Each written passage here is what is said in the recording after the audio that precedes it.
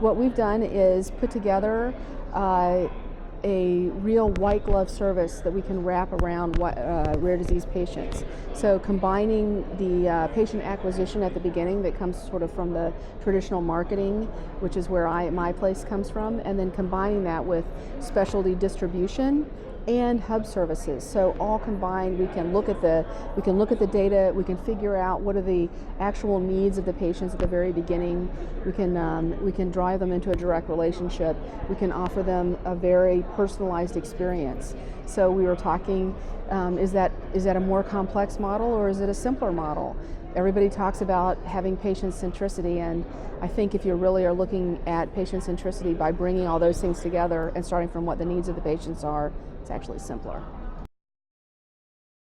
So the way that would work, some specific examples about the way that might be a simpler solution is if you had a small patient population, and this kind of a model really works really well in very small patient populations where those therapies are tend to be able to have enough of a value that they require that, or they deserve and require that kind of a white glove service.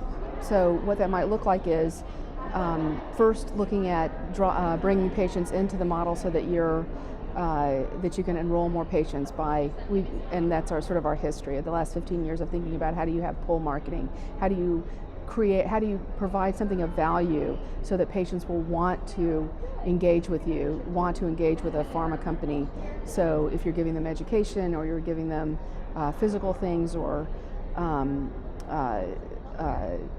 co-creating things with the patient community, offering peer-to-peer support so that you really understand their top needs. And then you design a program, usually in conjunction with patients, so that when they actually get their therapy, they have a personal connection with someone that calls them every month. It's the same person that helps take care of all of their insurance, kind of a white glove service, and that understands where they are and what their actual needs are in terms of how what their belief systems are, their behaviors, and we can go out and deliver that therapy at their house or on vacation. If they move their jobs, they still have one person, and we're both delivering the therapy and all the things wrapped around it, the support program.